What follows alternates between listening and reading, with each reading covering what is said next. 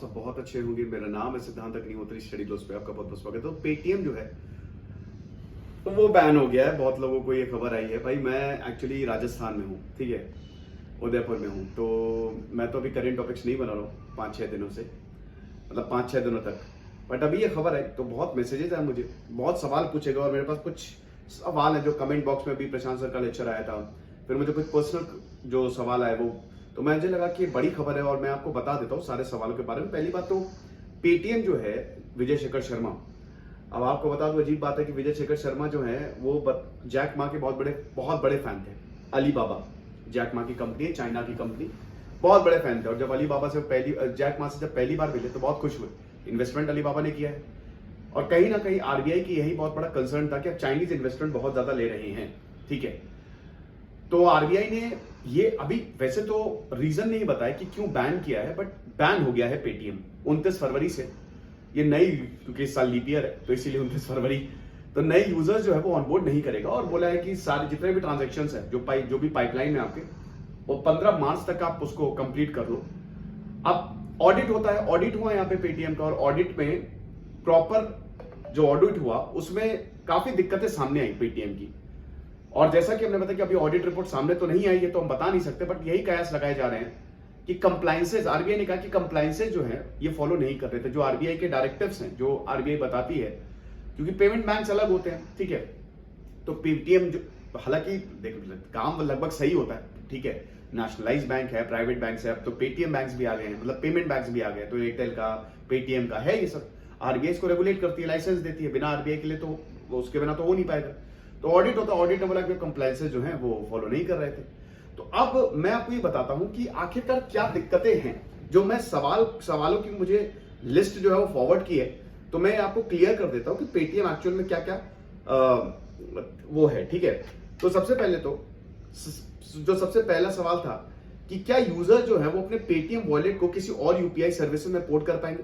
जैसे अगर आप मान लीजिए कि पेटीएम में आपका बैलेंस है तो आप किसी और में पोर्ट कर पाएंगे। देखिए एक चीज समझिए कि यहां पे आरबीआई ने बैन किया है पेमेंट बैंक को, याद रखिएगा, फिर से मैं दोहरा रहा हूं, आरबीआई ने बैन किया है पेटीएम पेमेंट बैंक्स को, समझ रहे हो।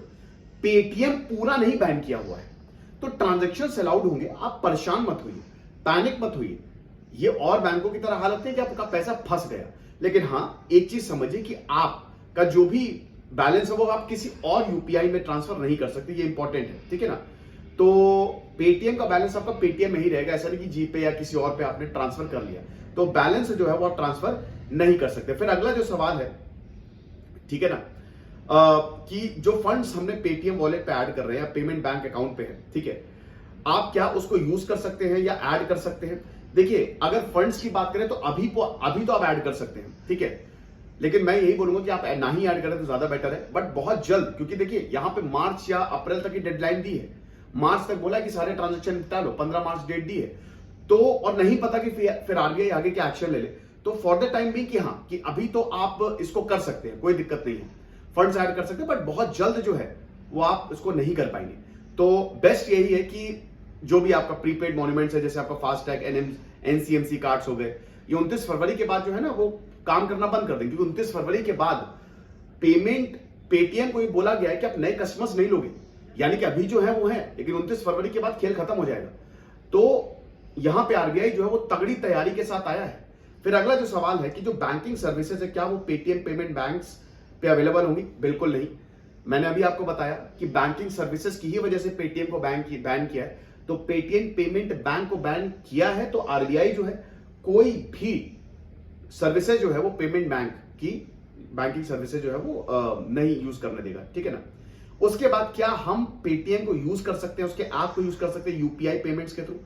बिल्कुल आप कर सकते हैं, ठीक है, आप परेशान मत होइए, आपके पास पेमेंट है, पेमेंट बैंक बैन है, पेटीएम है, तो आप आराम से यूज कर सकते हैं। कोई भी ट्रांजेक्शन के लिए अगर आपको उसमें बैलेंस है तो भी आप स्कैन करके, क्यूआर कोड स्कैन करके आप यूज कर सकते हैं, ठीक है।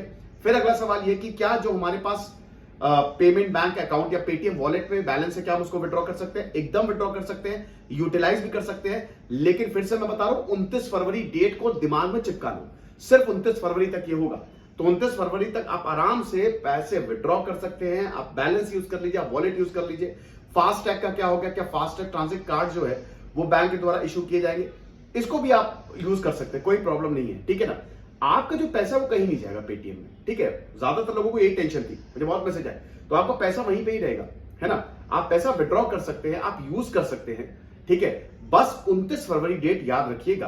तो ये कुछ सवाल थे जो मेरे पास काफी ज्यादा आए थे, कमेंट बॉक्स में आए थे, मुझे लगा इस पे मैं आपको क्लियर कर देता हूं चीजें क्या है।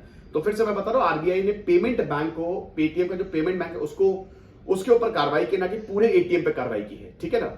और बाकी जो भी होगा मैं आपको बताऊंगा। Thank you so much.